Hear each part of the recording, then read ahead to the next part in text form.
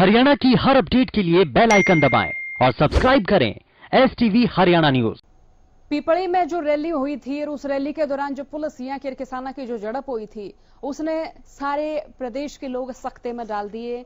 सब लोग इसकी कड़ी तकड़ी निंदा करने लग रहे थे। किसानों पर लाठीचार्ज के बाद चारों ओर तक करी तो भाजपा सरकार डैमेज कंट्रोल करने में जुटी। वोट से भाजपा के 3 सांसदों की कमेटी ने किसान संगठन के बातचीत करी से, लेकिन बात को न बन पाई।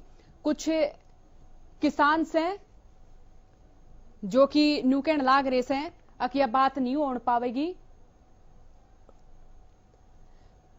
तो कुछ किसान संगठन तक बीच में चले गए।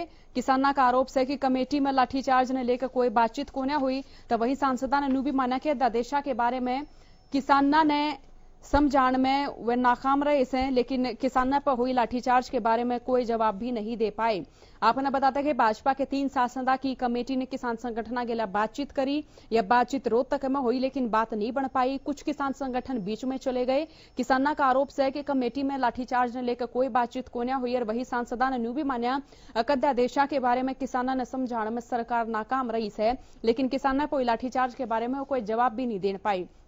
विरोध के बाद किसानों से बातचीत करने खातिर भाजपा ने 3 सांसदों की कमेटी बनाई जो 2 दिन अलग अलग जिला में किसान संगठनों से बातचीत करेगी। तो वहीं दूसरी ओर सांसद रणवीर ने माना है कि कोविड-19 की वजह से सरकार किसानों तक जो अध्यादेश लेकर आने लग रही है उसकी जानकारी देने में नाकाम रही है। जाता ही किसान संगठनों से राय ली जा रही है और सुझाव केंद्रीय नेतृत्व के सामने रखे जाएंगे। उन्हें किसानों को आश्वस्त भी कराया है कि वह अध्यादेश किसानों के हित में से। तो दूसरी ओर किसान संगठन ने कहा है कि बैठक में लाठीचार्ज पर तो कोई बात करना ही नहीं चाहे था। उन्होंने कहा कि लाठीचार्ज का आदेश देने वाले अधिकारियों के खिलाफ कार्रवाई करी जा और 3 भाजपा सांसदों की कमेटी बनाई गई थी जो कि लाठीचार्ज से नाराज किसान संगठन तक बातचीत करेगी। आज रोहतक और करनाल में बैठक रहेगी तो कल पंचकूला में बैठक होगी। आज पार्टी की तरफ से हमारे अध्यक्ष जी ने एक कमेटी सब कमेटी बनाई है जिसमें हम तीनों उसके मेंबर हैं और आज बहुत से किसान संगठनों से, सब्जी मंडी और अनाज मंडी के व्यापारियों से और तकरीबन 20-22 ऐसे संगठन थे किसानों से जुड़े हुए जिनसे हमने चर्चा की है बड़े विस्तार से। और इसके बाद हम करनाल में और कल पंचकुला में इसकी चर्चा करेंगे ताकि जो सेशन चलेगा उसके अंदर हम इनकी बातों को सोच विचार कर जो हमारे केंद्रीय मंत्री हैं तोमर जी उनसे भी चर्चा कर सकें। जो इनके सुझाव हैं उन सुझाव को लेकर हम अपने राष्ट्रीय नेतृत्व को बताएं। कई चीजें ऐसी हैं जिनकी गलतफहमियां हैं उनको हम दूर कैसे कर सकते हैं।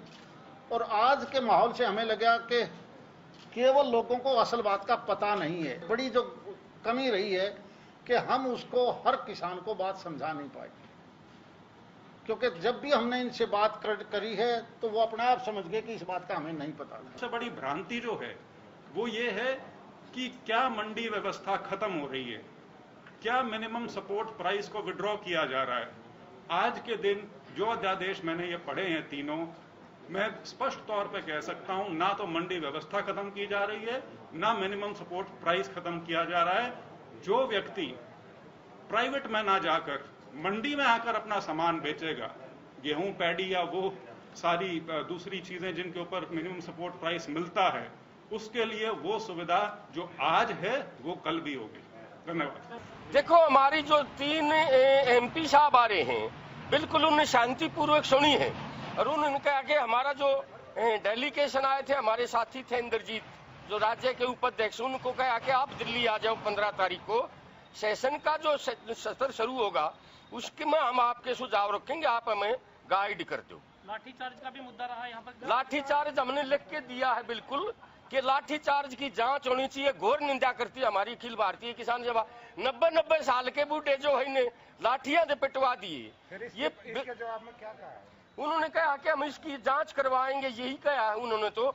और हम इसकी घोर निंदा करते, मतलब मानस का गला घोटना, प्रजातंत्र का गला घोटना।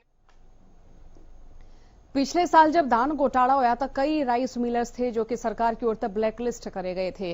तो इस बारे में हमारे संवाददाता ने बात करी से खाद्य और आपूर्ति विभाग के मुख्य अतिरिक्त सचिव PK दास। तो सुनो उन्हें के की कयास है। धान खरीद का सीजन दोबारा आ गया है। पिछली दफे जिस तरह से धान घोटाला चर्चा में रहा, हालांकि सरकार मानती रही कि धान का कोई घोटाला नहीं हुआ, लेकिन फिर भी जिस तरह से चर्चा में रहा वो किसी से छिपा नहीं है। अब इस घोटाले को रोकने के लिए प्रबंध क्या किए गए हैं, किस तरह से जिन धान की जो मिलें हैं कस्टमाइज मिलिंग करती हैं जो, उन पर जिन जो घपला करने में सामने आई उन पर किस तरह का शिकंजा कसा गया है, ये हम जानेंगे खाद्य एवं आपूर्ति विभाग के अतिरिक्त मुख्य सचिव पीके दास जी से। दास जी इस समय हमारे साथ हैं। दास साहब ये बताएं कि धान का सीजन आ गया है, खरीदारी कब से होगी और क्या तैयारियां हैं? आमतौर पर 1 अक्टूबर से धान की खरीद होती है। इस साल हमने भारत सरकार को 25 तारीख से खरीद शुरू करने के लिए इजाजत मांगा है। अगर उनका इजाजत समय पर आ जाता है तो हम 25 सितंबर से धान की खरीद शुरू करेंगे। अगर उनके इजाजत नहीं आ पाया तो जैसे हर साल होता है 1 अक्टूबर से ये शुरू होगा। पिछले साल 65 लाख टन के आसपास धान की खरीद की गई थी। इस बार भी हमारी तैयारी लगभग उतने खरीदने के लिए है। तो इसके जरूरत के मुताबिक मंडी निश्चित करना, एजेंसी निश्चित करना, बारदाना की व्यवस्था करना, ट्रांसपोर्ट की व्यवस्था करना, ये सब कार्रवाई हम कर रहे हैं। सर ये बताएं कि जिस तरह से पैंडेमिक का दौर है और इस समय स्प्रेडिंग पीक पर है, क्या नई व्यवस्था, क्योंकि आमतौर पर जो रिवायत रहती है मंडी में धान आता है, फिर धान जो है मंडी से मिलों में जाता है, तो अब की दफा कोई व्यवस्था में बदलाव किया है? जी, 2 खास बदलाव हैं। जैसे गेहूं के समय हमने किया था, वैसे ही मेरा फसल मेरा ब्यौरा में जो किसान रजिस्टर्ड हैं उन किसानों को निश्चित दिन पर बुलाया जाएगा और वो उसी दिन आएंगे और उसी दिन देंगे। सुबह शाम अलग अलग बुलाएंगे। उससे ये होगा कि मंडी में गेहूं खरीद के समय जैसे भीड़ नहीं होने दिया था हमने, जीरी खरीदते समय भी हम ऐसे ही बंदोबस्त करेंगे ताकि मंडी में अनावश्यक भीड़ ना हो, जिससे पैंडेमिक का इन भीड़ की वजह से बढ़ने का खतरा पैदा हो जाए। नंबर 1, इसको ध्यान में रखते हुए पिछले साल जो हमने धान खरीद किया था वो करीब 200 मंडियों में किया था। इस बार इसके अलावा कुछ और ऑक्सिलरी सेंटर भी हम बनाएंगे ताकि कम से कम 1/3 धान ऑक्सिलरी सेंटर में खरीदा जाए उन जिलों में जिन जिलों में ज्यादातर धान की आवक होती है। सर एक और मामला है कि जिस तरह से जो आपके लोकल अधिकारी हैं जिला स्तर, उन पर भी जो है इसमें जो किस तरह का ये अनियमितताएं हुई उनकी संलिप्तता भी है। इस सीजन के आने से पहले क्या हमने कोई मूलचूल परिवर्तन किया है फील्ड में? पिछली बार ही एक बहुत बड़ा परिवर्तन ये था, उससे पहले एक दिन में किस मंडी में कितना आवक हुआ और कितना खरीदा गया ये किसी को नहीं पता चलता था। और एक बार एक फिगर देने के बाद 4 दिन के बाद उसी मंडी के एजेंसी का जो अधिकारी था वो कुछ फिगर और दे देता था और हमें उसे एक्सेप्ट करना पड़ता था। पिछली बार आपको मैंने हमारे डैशबोर्ड दिखाया था, घंटों में पता चलता था कि कितने गेट पास आए, कितने एच फॉर्म बने, कितने आई फॉर्म बने, कितने आई फॉर्म अप्रूव हुए। पिछली बार हमने ये गुंजाइश नहीं रखा कि बाद में कोई अधिकारी कहेगा मेरे जिले में फला मंडी में मैं कहना भूल गया था 20,000 टन और लिख लीजिए। इस बार भी ऐसे ही हमारे डैशबोर्ड के मुताबिक हम चलेंगे और ये गुंजाइश नहीं होगा कि अधिकारी अपने मुताबिक कोई घटा दे या बढ़ा दे अराइवल को। शुक्रिया, धन्यवाद। तो इस दफे जो है पेमेंट, धान की जो पूरी पेमेंट है वो किसानों को बैंक के जरिए होगी। और दूसरी बड़ी बात यह है कि जिन्होंने पिछले साल घपला किया था या उनसे पिछले सालों में घपले किए थे, उन राइस मिलरों को जो है पूरी तरह से ब्लैकलिस्ट कर दिया गया है। पूरी तरह का मतलब पूरी तरह। हरियाणा न्यूज के लिए चंडीगढ़ से कैमरामैन संजय सिंह के साथ। खबर एक बार और भी से लेकर टाइम हो गया से छोटे से ब्रेक का तावड़े बाद एक बार फिर आप सारे का बुलेटिन में घना स्वागत है।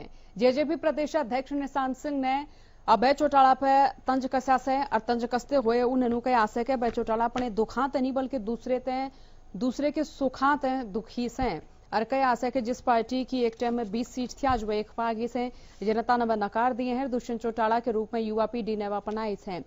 इस मौके पर उन्होंने पीपली में किसाना पर लाठीचार्ज की निंदा करी। उन्होंने आशा के दूसरे के खिलाफ कार्रवाई करी जाएगी और कई आगे दान के सीजन ने लेकर सरकार की पूरी ढाला तो सारी तैयारी से और किसाना ने किसी ढाल की कोई दिक्कत नहीं आने दी जाएगी।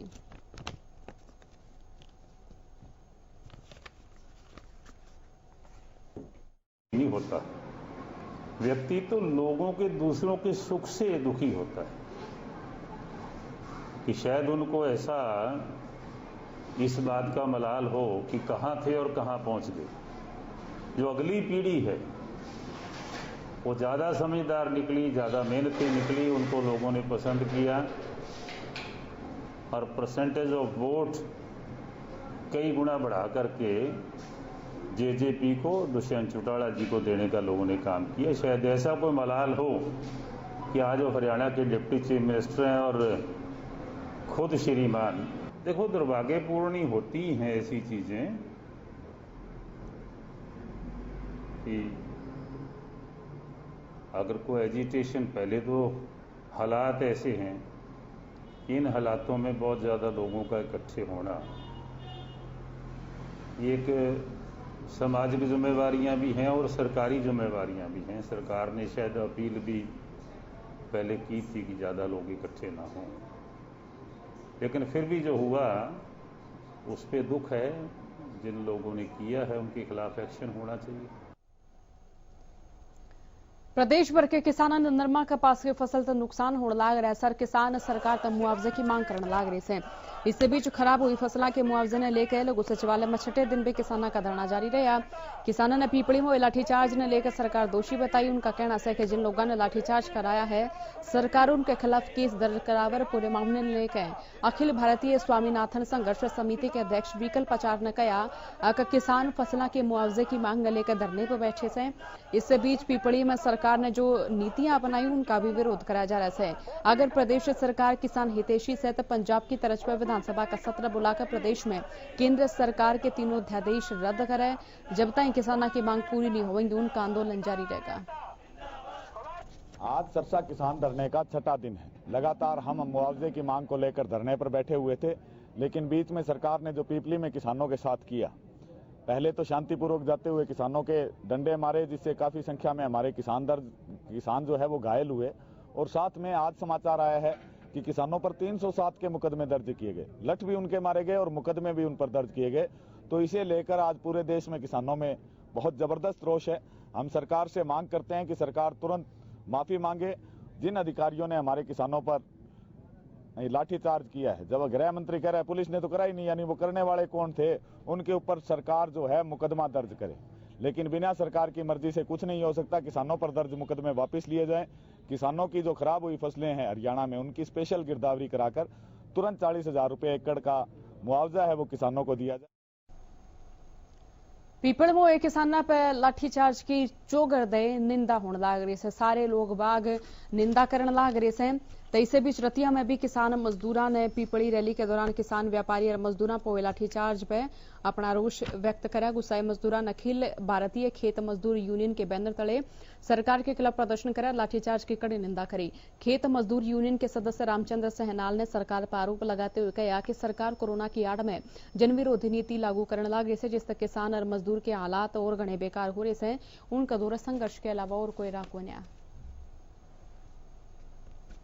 और पूरे सभी गांवों में मजदूर यूनियन इसका विरोध करेगी, क्योंकि ये हमला किसानों पे नहीं है, किसान के साथ मजदूर की जिंदगी जुड़ी हुई है। और 14 तारीख को रतिया एसडीएम कार्यालय पर जन विरोधी नीतियों के खिलाफ बड़ा प्रदर्शन करेगी खेत मजदूर यूनियन। जो पिपली में जो किसानों के ऊपर हमला सरकार ने किया है, लाठीचार्ज जो किया है, उसकी हम निंदा करते हैं। और हम गांव-गांव में जाकर इस तरह ही हमारा अभियान है कि हम पुतले फूकेंगे कट्टर सरकार के। अगर किसानों की ये मांगे जो लेकर वहाँ पिपली में इकट्ठे हुए थे, उन पे जो लाठीचार्ज किया, उनकी मांगे नहीं मानी गई और उनका जो वहाँ पे जो अत्याचार किया उसकी हम निंदा करते हैं।